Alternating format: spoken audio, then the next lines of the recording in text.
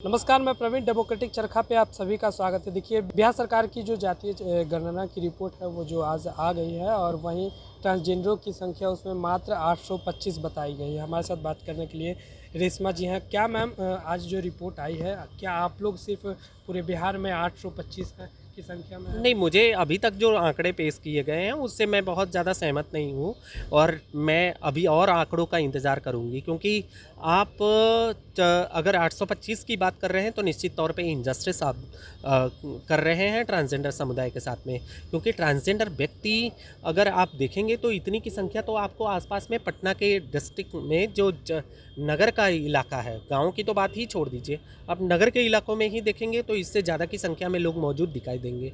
वैसे 3000 के आसपास तो पटना में ही लोग मौजूद हैं।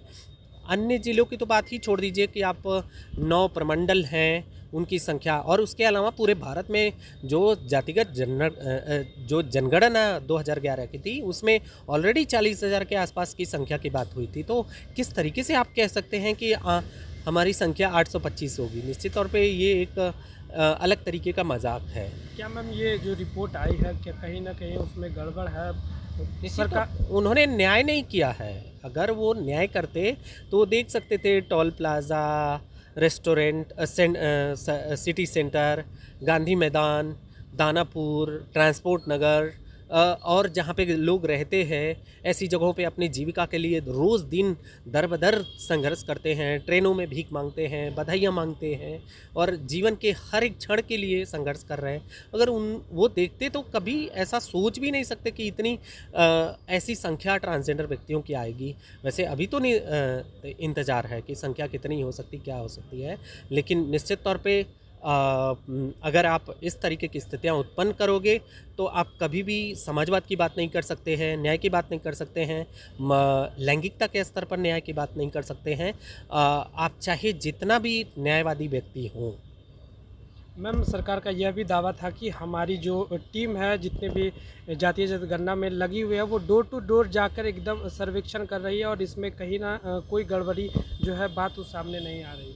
मेरे यहाँ मतलब मेरे पास भी नहीं आए। मैं 17 सालों से पटना में रह रही हूँ, 1-2 साल नहीं, सारे बाल पक गए सिर्फ ट्रांसजेंडर व्यक्तियों के जीवन के संघर्ष की बातों को करते हुए।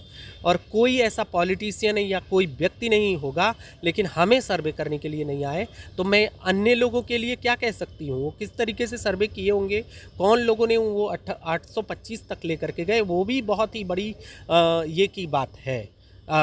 ये पूरी तरीके से, जैसे आपने टी शर्ट पे लिख रखा है ना, fake fake fake, it is a fake. तो मैम, आप लोगों की आगे की क्या रणनीति रहेगी?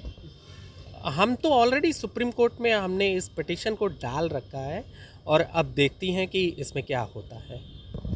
तो सरकार आज जातीय जनगणना की जो रिपोर्ट लेके आए, उसमें अब एक सबसे बड़ा सवाल यह खड़ा हो रहा है कि जहां सरकार दावे कर रही थी कि डोर टू डोर जाकर हमने सर्वेक्षण किया है, अब इसके बाद अब सवाल खड़ा हो रहा है कि क्या अब ट्रांसजेंडरों का जो अब दावा कर रही है कि 825 जो सरकार ने आंकड़े लाए हैं, उस पर अब ट्रांसजेंडरों का सवाल खड़ा हो रहा है। इस पर आपकी क्या प्रतिक्रिया, हमें कमेंट करके जरूर बताएं। साथ ही ऐसे तमाम खबरों डेमोक्रेटिक चरखा देखते रहे। धन्यवाद।